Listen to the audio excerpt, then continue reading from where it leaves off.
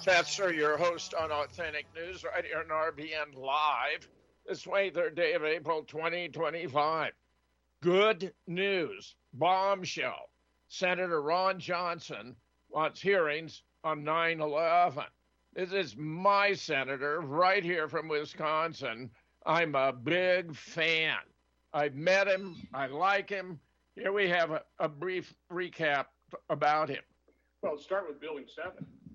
Again, I don't know that you can find structural engineers other than the ones that had the corrupt investigation inside NIST that would say that that thing didn't come down in any other way than a controlled demolition. I mean, you just look at that. You talk about molten steel. Again, you listen to the documentary Bravo 7. There's an awful lot of questions. You know, who ordered the removal and then destruction of all that evidence? Totally contrary to any other firefighting investigation procedures. I mean, who ordered that? Who was in charge? I think there's some basic information. Where's all the documentation from the NIST investigation? No, there are a host of questions that I want, and I will be asking, quite honestly, now that my eyes have been opened up. I've talked to former Congressman Curt Weldon now. I will work with him to expose what he's willing to expose as well. Wow. And I'm going to do all I can to aid and abet him. Meanwhile, he says he wants to know what actually happened on 9/11 and has called for hearings. Here we get a report. Congress should hold additional hearings on the September 11, 2001 terrorist attacks, U.S. Senator Ron Johnson asserted Monday, while venturing into long debunked conspiracy theories alleging the government's involvement in the tragedy. Except they're true. This is a cover-up by the media. To call them long debunked, that's just ridiculous. None of them have been debunked. There have been claims asserting they were not true, but that's just a simple standard cover-up. Meanwhile, here we have Mediaite. GOP Senator Bush's conspiracy theory that 9/11 was an inside job. My eyes have been opened. Indeed, it was. Senator Ron Johnson, Republican of Wisconsin, suggested Monday the U.S. government may have played a role in the September 11th terrorist attack during an interview with mega influencer Benny Johnson on The Benny Show. The senator, who sits on the Senate Permanent Subcommittee on Investigations, questioned the official explanation for the collapse of the World Trade Center Building 7, echoed claims frequently raised by conspiracy theorists on the fringes of the internet. None of this is on the fringe of the internet. This is well established. I put together, founded Scholars for 9/11 Truth. I brought hundreds of experts together. No one has any doubt Building 7 was brought down by a classic controlled demolition. Within these agencies, a lot of them are going to cover their tracks and cover things up and destroy a lot of evidence, the senator said. It's going to be very frustrating for the American public because this is their information. They deserve the truth. It's been hidden from them way too long. He's 100% correct. If you want to check it out online, my 9/11 special, which was in memoriam for Robert David Steele of 11 September 2021, is a great place to start. We not only demonstrate that all 4 of the 9/11 crash sites were fabricated or faked, albeit in different ways, were Flight 11, North Tower, and Flight 77, Pentagon, were not even in the air that day. And where Flight 93, Shanksville, was still in the air after it had allegedly crashed in Pennsylvania and over Champaign-Urbana, Illinois. While Flight 175, reportedly after hitting the South Tower, was over Harrisburg and Pittsburgh, Pennsylvania. Indeed, I followed up. I obtained FAA registration records which establish both of the planes used for those flights were not even taken out of service until 28 September 2005. So how can planes that were not even in the air crashed on 9/11?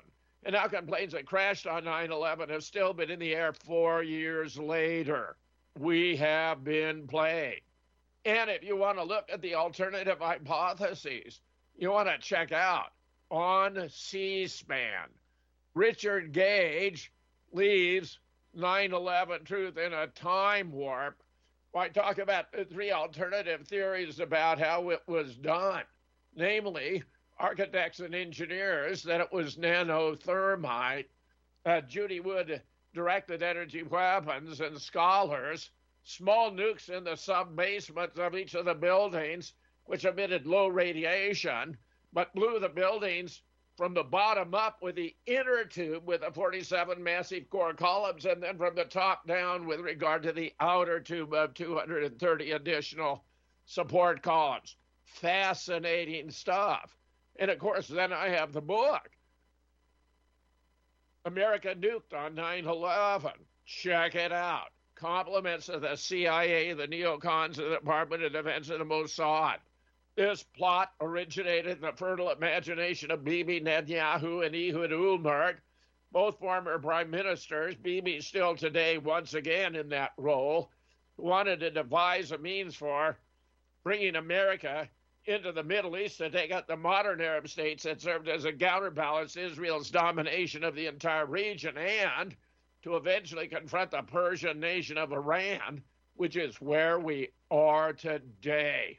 Stand by. This ought to be good.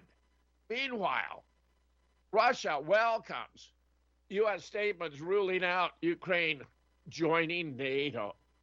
We have heard statements made at various levels in Washington that Ukraine's NATO membership is ruled out. This is something that brings us satisfaction and aligns with our stance, said Kremlin spokesman Dmitry Peskov, according to TASS. Several high-level Trump admin officials, including President Trump himself, has said that any peace deal to end the war in Ukraine would not involve Ukrainian membership in NATO. Yes, excellent. One of the primary conditions of Russia for ending the war.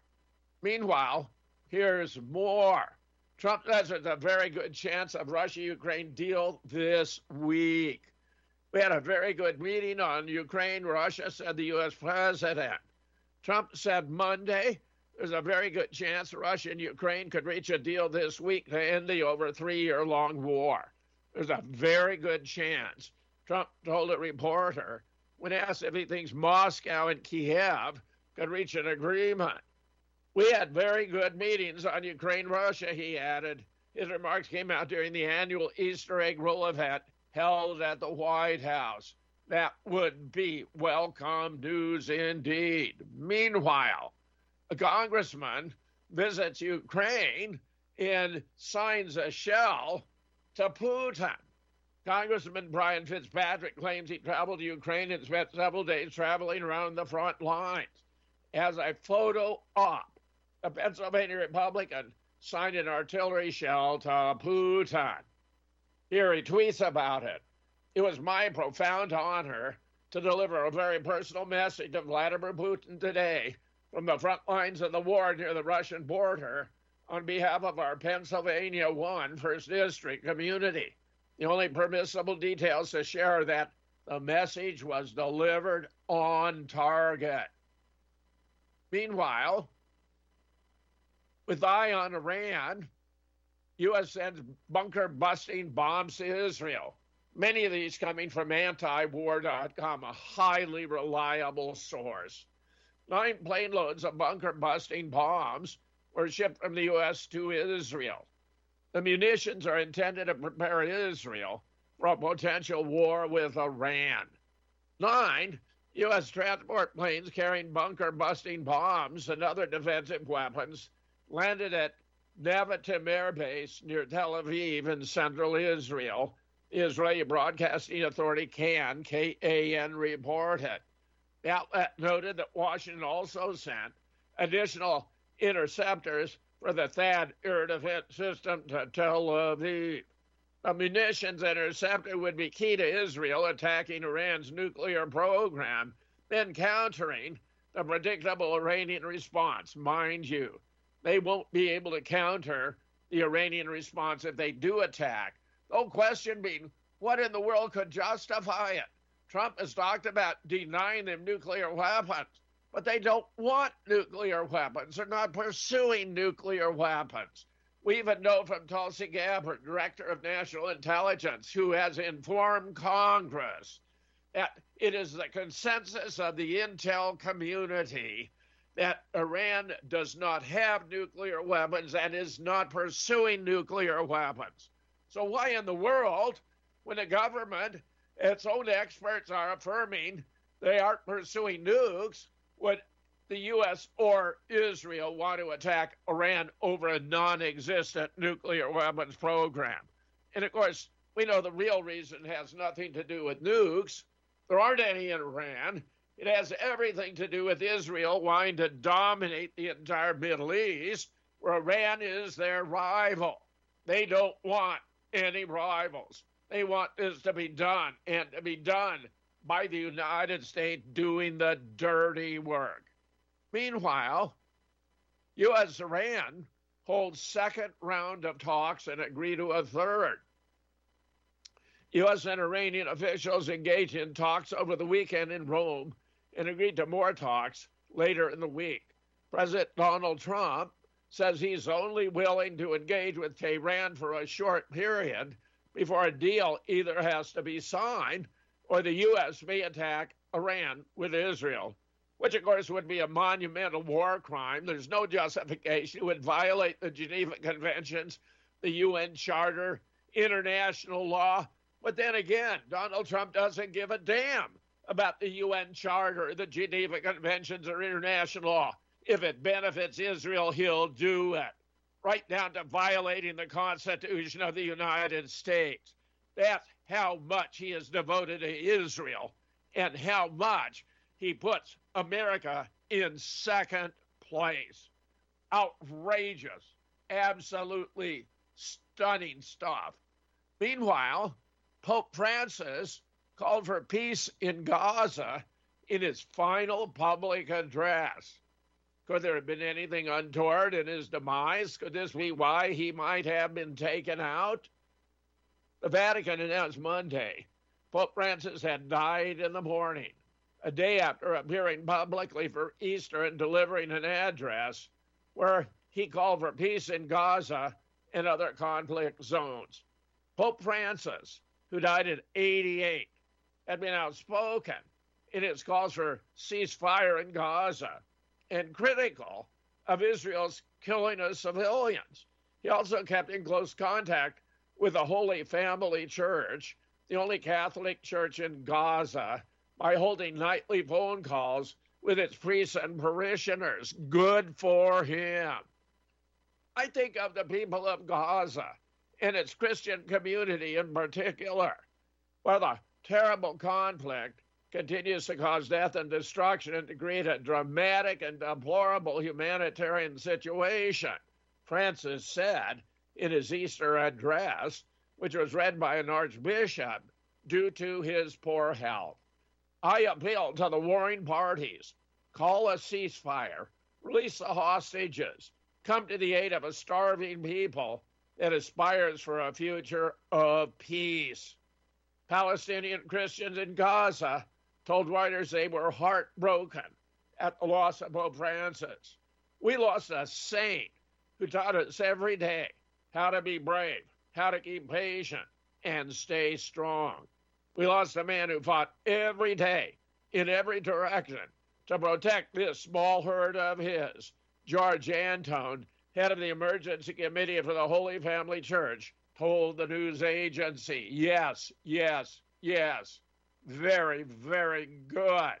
So ask yourself, who would be disposed to want to get rid of a pope like that? Meanwhile, U.S. Ambassador to Israel backs Israel's total blockade in Gaza.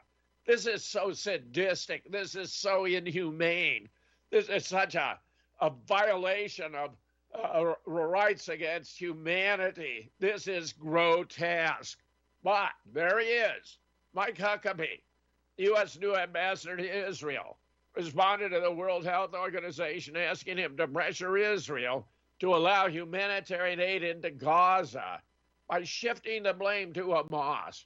backing Israel's collective punishment of the civilian population of Gaza.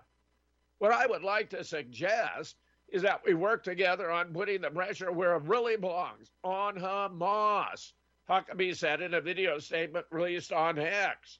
Huckabee called for Hamas to sign an agreement so humanitarian aid could go to the people of Gaza.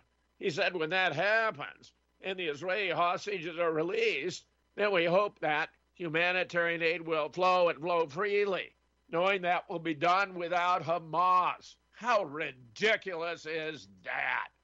Meanwhile, we have the Ben Shit. This is the FBI of Israel.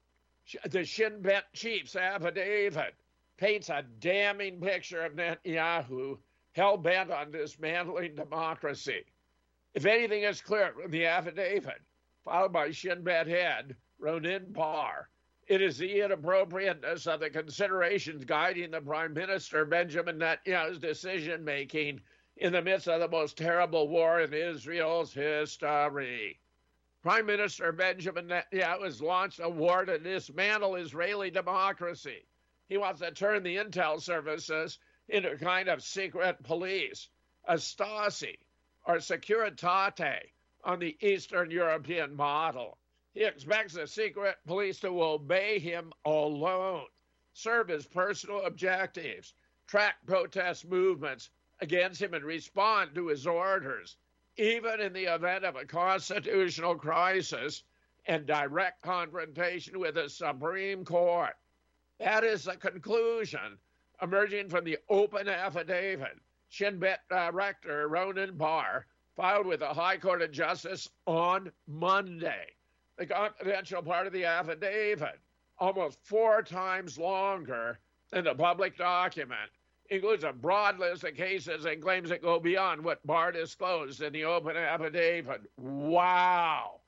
I would say Bibi's goose is cooked. Meanwhile, Israel attacks over 100 Gazans in 72 hours. NIWar.com again. Since Friday, Israeli strikes across the Gaza Strip have killed well over 100 Palestinians. The IDF continues to pound tents where displaced Palestinians are sheltering. On Saturday, the Gaza Health Minister reported 92 Palestinians were killed over the past 2 days. The ministry only records the death of Palestinians if the bodies are brought into hospitals and morgues. On Sunday, Gaza's Civil Defense Force reported an additional 25. The dead include 15 children who were sheltering in tents near Khan Yunis when an Israeli strike killed them. Reporting on the strike, Al Jazeera's Tarek Abdu Azum explained, for the vast majority of civilians, nighttime is a time of horror and unrelenting pain. Nobody is safe in their homes, in the makeshift tents, in displacement camps. Wow, just awful. But that's the Israeli agenda. Kill them all. If they can't chase them out of Palestine, why would anyone want to give up their land, their home? They're going to kill them on sight. Meanwhile, bodies pile up in Gaza morgue as Israel blocks DNA equipment. Of course. Is this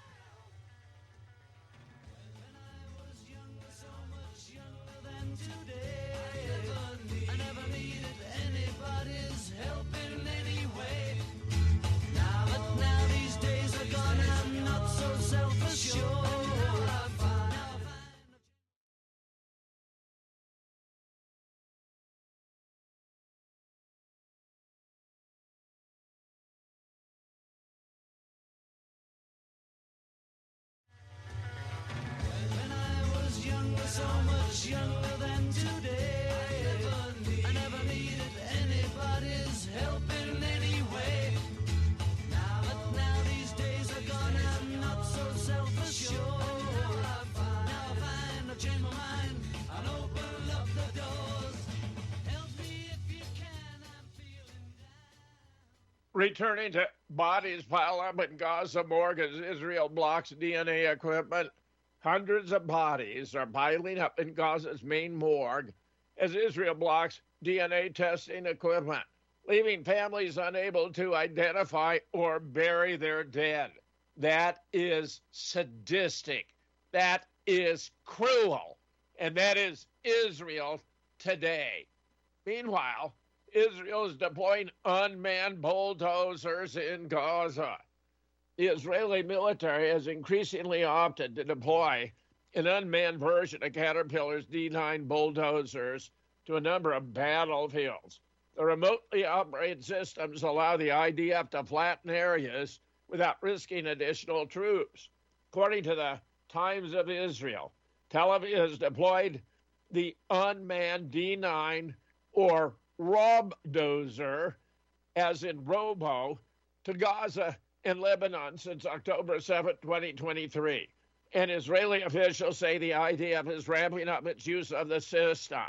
One source told AFP Israel has used robotic tools for over a decade, but in small number. Now they are being used in large-scale warfare. Indeed. They'd love to have robots out there to slaughter everything in sight if they had the opportunity. A nation behind bars. Why has Israel imprisoned 10,000 Palestinians? For every Palestinian Israel freed in the ceasefire deal, it apprehended 15 more. The number of politicized prisoners in the jails has doubled since the war began.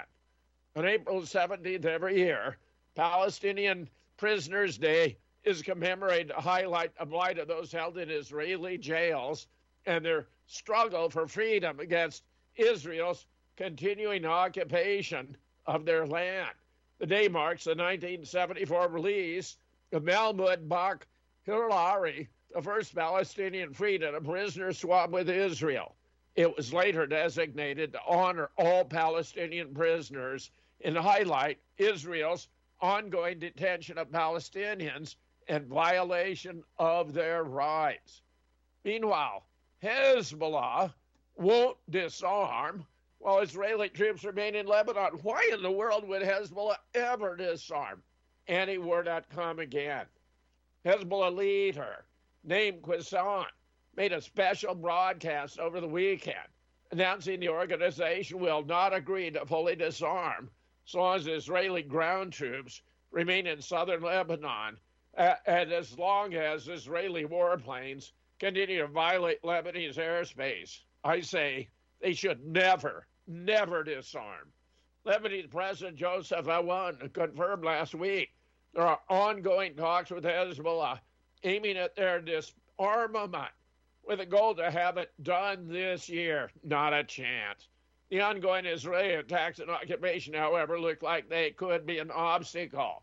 It would be idiotic. All the Israelis want is to get their prisoner back, then they're going to slaughter everyone. That's the only reason they have it. It would be moronic. Meanwhile, Cannes selects film on Gaza photographer Fatma Hassan a day later. She's killed in an Israeli strike. Fatana Hassana, the 25-year-old Palestinian photojournalist subject of an upcoming documentary film, Put Your Soul on Your Hand and Walk, was killed with her family Wednesday by an Israeli missile targeting her building in northern Gaza. No doubt it was because she's featured in this film. The strike occurred just one day after she learned the film centered around her life and work have been selected to premiere at the ACID Cannes 2025 Film Festival. Director Sapaida Farsi remembers Hassana for her talent, integrity, and hope. I can't tell you how devastated I am, said Farsi. She shares that Hassana had joyfully accepted the invitation to Cannes, but it emphasized her desire to return to Gaza and remain on her family's land. Farsi added there's a chance Hassan's building had been targeted, given the high number of journalists and photographers in Gaza who have been killed by the Israeli army. In tribute to Hassana's work, we are going to play the trailer to Put Your Soul on Your Hand and Walk, and share a selection of her photography and poetry. You can find it in the stories for today's show. Meanwhile, top AIPAC asset Debbie Wasserman Schultz, confronted by Code Pete's media Benjamin for red baiting. Get this. Congressman Wasserman Schultz gave a speech on the Hill today about the dangers of communism. They're really getting desperate in the Democratic Party. They're scrambling so hard with everybody taking different strategies, trying to figure out what to do. But here's the thing. This is a complete side note, but if people don't recall, Debbie Wasserman Schultz actually had sicked the Capitol Police on Medea Benjamin for assault a few years back when...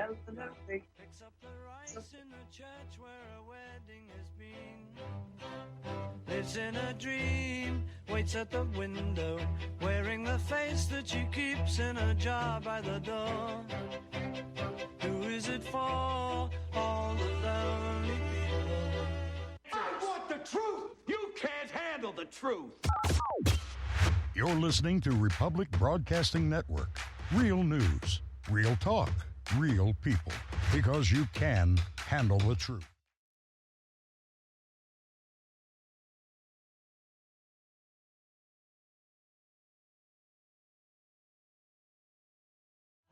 Look at all the lonely people. Eleanor Rigby picks up the rice in the church where a wedding has been. Lives in a dream, waits at the window, wearing the face that she keeps in a jar by the door. Who is it for? All the lonely people. Where do they all come from? All the lonely people. You got to bear in mind, Debbie Wasserman Schultz has been a traitor to the United States from scratch. Her IT team was spying on members of Congress under her authority. It was despicable. She was worried that it was going to cost as many as 11 seats in Florida. So she appears to have colluded in bringing us the Parkland shooting, which was completely fake, that it was on a holiday, Valentine's Day. They sent the 3,500 students home at 1 o'clock.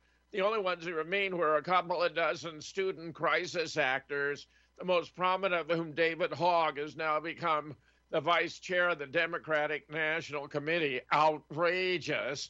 They used a hazmat suit with a sim gun firing simulated ammunition, where the bullets are made out of laundry detergent and beeswax and won't penetrate the skin, which is why you had Samantha Fuentes in Medi, they're walking around with Band-Aids on their AR-15 wounds just days later, where a fake doctor said young people heal fast.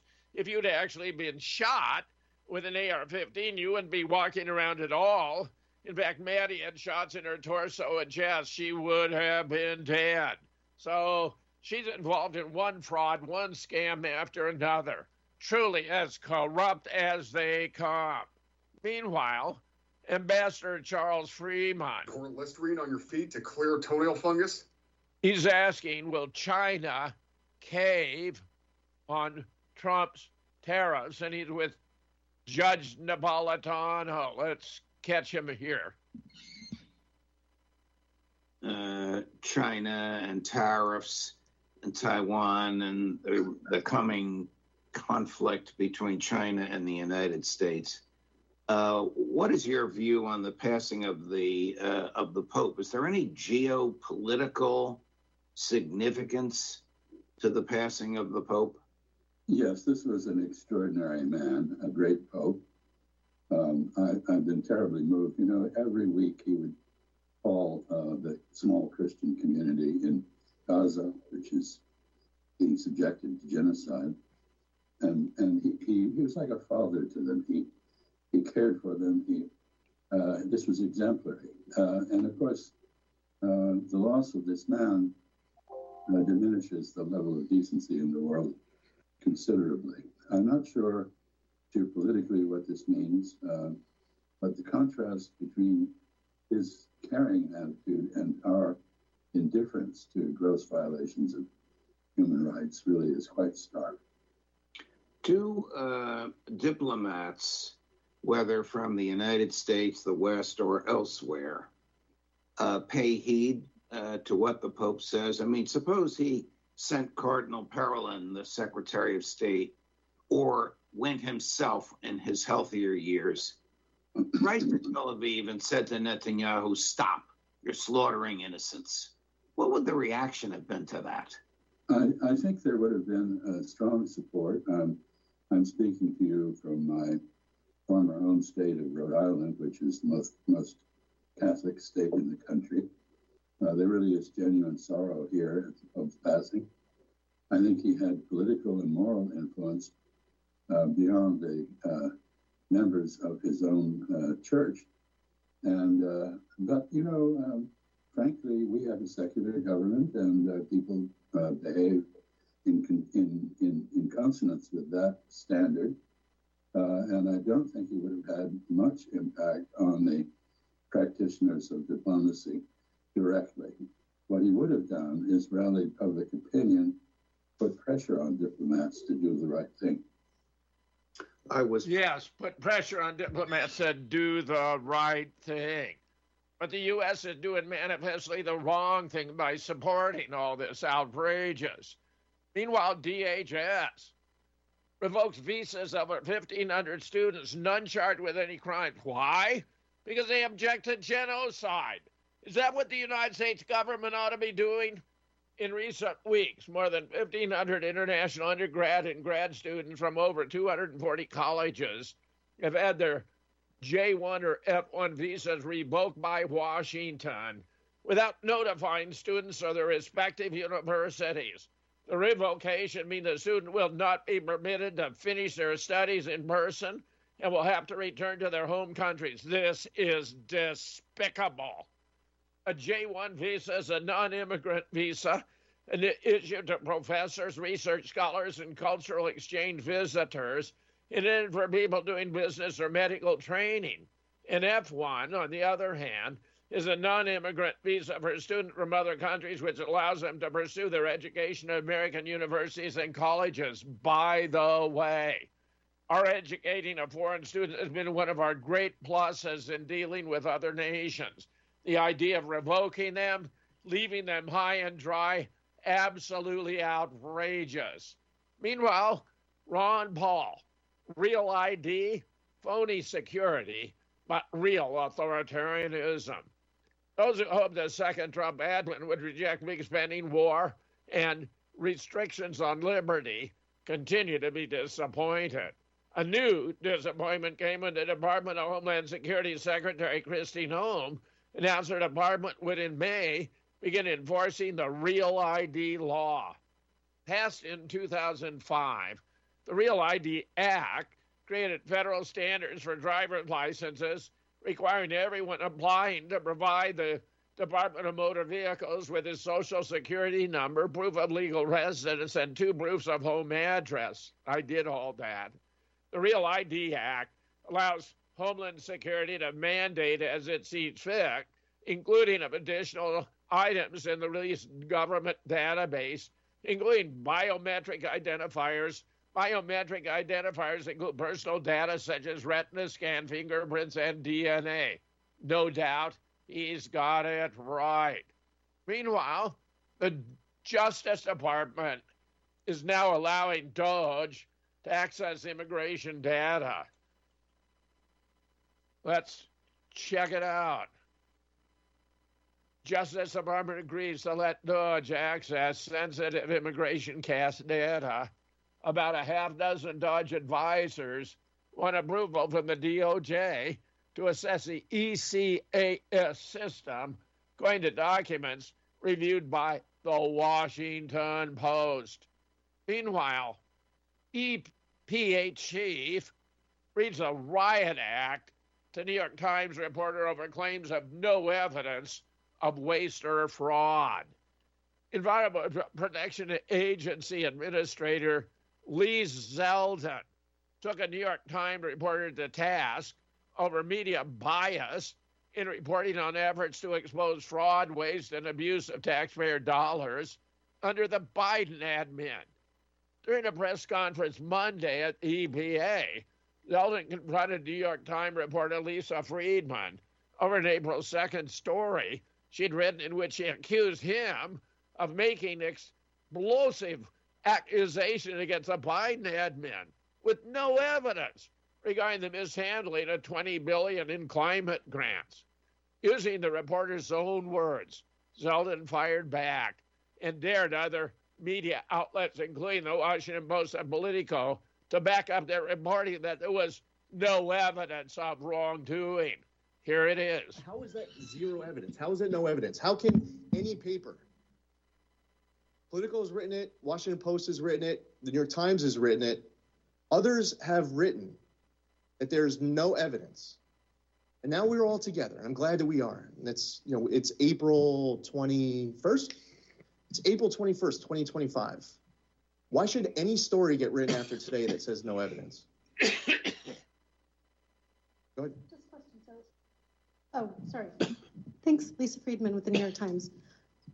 Where has the judge said that this is fraud? I'm saying New York Times said it, Lisa. Lisa, if New York Times is going to write that there's no evidence. Not true, sir. We've written that judges have not found.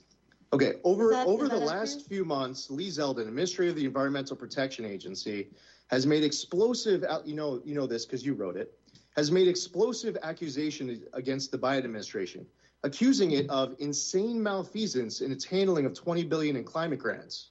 Now, as a legal battle ensues over those funds, many of Mr. Zeldin's claims remain unsupported and some are flat out false. Why wouldn't you write that there is any evidence? Could you point us to where the judges has found that there is fraud? Oh, see, it's not that easy for you, Lisa. See, because you guys are writing stories. These are your words. These aren't the judge's words. So if you want to ask the question, I'm referring to one of your stories. And this came out before the judge's decision came out. Now, if you were to, did you read the judge's 39-page decision? Sir, with all due Have you read the respect, 39-page decision? We've read the decision. We are basing our reporting on judges' rulings before then and since. And I'm just asking you, sir, where has the judge found that there's waste, fraud, and abuse? So you read the 39-page decision supporting a preliminary injunction? What? It's okay if you say no. Okay, that's okay. Nowhere in it does it acknowledge anything that I just said. It doesn't even acknowledge it. So if the New York Times wants to say that there is no evidence, and Politico wants to say it, and Washington Post wants to say it, and others want to say that there's no evidence, see, I have a job to make sure that I don't waste tax dollars. And then for people in the media to be willing to sacrifice your own integrity and the integrity of your paper to make a claim that there's no evidence supporting it. Well, I could stand here before you, and I just went through a list of how many things did I just mention? 10? I don't know what the list is. And then you'll go out and write a story saying that there's no evidence of any wrongdoing. I have a duty to make sure that we don't light on fire billions of dollars of tax dollars. And I am, as administrator of EPA, not going to stand before any member of the media and get bullied into lighting billions of dollars on fire. And that you'll continue to write these stories that say that there is no evidence, even though I could stand before you right now and just go through the list. How do you square that? May I ask, sir, do you feel confident that a court will uphold? I'm asking you, how do you square that? You guys are writing the stories. Shouldn't you write the story about what kind of evidence has been put out? Why not write the story? Why not write the story that says, hey, here's the 25 things that Administrator Zeldin says that he calls evidence, and then you could be critical of it if you want to. But how about instead of why would you not write that story? Could you speak though to why a judge has not supported this, has not said yes? The district court judge didn't even have jurisdiction to hear the case. Why the judge writes a 39-page opinion and doesn't even acknowledge that this even exists? Go read page 29. Oh, this is a good one. You're a reporter for the New York Times. You're probably going to be all over this. Look at footnote 7 on page 29. I will. Okay, and the judge says that there was no action, no amendment that was made post-election. Well, I mean, I'm looking forward to the story that says, well, what about January 13th of 2025, 1 week before inauguration? The accounts were being amended. And then talk about what the amendment was. It was an amendment to reduce EP oversight, to make it harder to conduct oversight. The judge actually says that nothing happened after the election. So I am imagining that you are going to be filled with so much outrage when you read that footnote to the judge's opinion that says that that doesn't even exist. Yes, very nice. And believe me, I've been in court where the judge suppressed all the evidence. I mean, it's a common practice in the United States today. Absolutely outrageous. Meanwhile, State of the Nation has published proven Sandy Hook hoax evidence gets another airing in alt media court. Open letter to Victor Hugo Vaca II from Jim Fetzer, Ph.D. Editor's note. Arwen Young has cited Todd Collender in support of his thesis that I tossed my case, as you can see from the cover image above. Listen to this 3:58 clip, and you will get a sense of Victor's style. He plays fast and moves with facts he does not understand. Where Brian Davidson's connection to Sandy Hook is that he has gone into the Connecticut State Police files and found proof not only of no mass murder, but also that it was not even an operating school. Victor speaks authoritatively but has no idea what he's talking about. Unlike Victor Hugo and Wynn, Todd appears to be a reasonable man and has offered to do a show with us to sort things out. We have accepted. Meanwhile, Victor Hugo videos attacking Jim Fetzer, Brian Davidson, Russ Winter, Carl Herman, Susan Bradford Moore. There are in excess of 200 of these videos. So I wrote this letter, Victor and Wynn. Having found your invitation for me to appear on your show below, that would have been for today. It happened hours ago. I noticed several points that raised concern. One, you refer to me as an atheist when you should know that I am an agnostic. Two, you seem to expect others to join me, which was not the deal. I was not speaking for them. And three, you defer my appearance to after Easter, which suggests to me you might need time to set up an attack on me during the show. Since it would be idiotic for me to join you for another round of smears, I'd like to have some proof of good faith or proper intentions. Consider the following as litmus tests. A, do you and Wynn now acknowledge that I did not throw my case since I took it all the way to the Supreme Court and am fighting to reverse it, for which I have both documentary and witness proof? For documentary, see the 3 briefs attached. Petition for writ of certiorari, 16 May 2022. That was to the Supreme Court. Motion to recuse Judge Frank Remington, 9 July 2024. That's current. An appellate reply brief of 31 July 2024, which proved my case remains active and cannot have been thrown. Indeed, I have 4 appeals currently pending before the Wisconsin Court of Appeal District 4, as shown here. I did not throw my case. For witness, Bill Bonatati.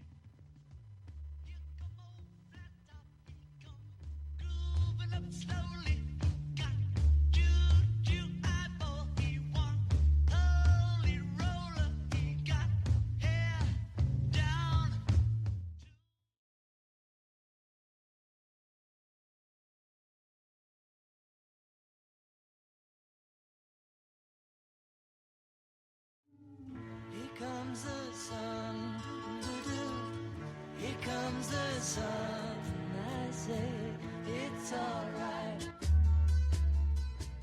For a witness, continuing the State of the Nation, Bill Bonatati, who assisted me with several of my briefs, sent Wynn 24 plus emails documenting that I was still engaged in court.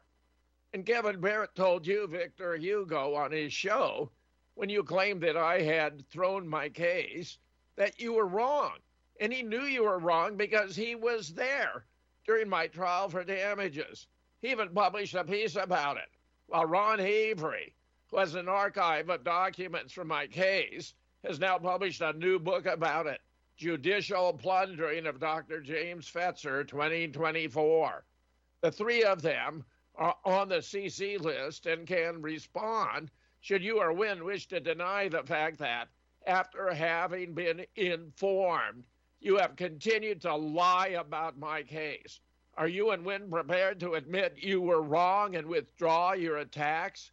And here's a link to Kevin Barrett, The Legal Lynching of a Truth Seeker, Jim Fetzer's Stalinist-style show trial on OONS.com, which I regard as the single best piece to capture the flavor of what I went through, and the cover of Ron Avery's book, Judicial Plundering of Dr. James H. Fetzer. B, we have noticed you play the reporter game by denying that you are making these false and indefensible allegations, but are only reporting them and are therefore not legally responsible. But given you know better, surely journalistic integrity demands that you correct the record in the same venues under which these attacks have been made, in malice and with reckless disregard for the facts. So I now ask, are you, Victor Hugo Vaca II, willing to admit to the public that you and Wynn were wrong in apologizing for having so viciously attacked me? And I ask the same of Wynn, who, once Bill had informed him he was mistaken, has not been acting in good faith.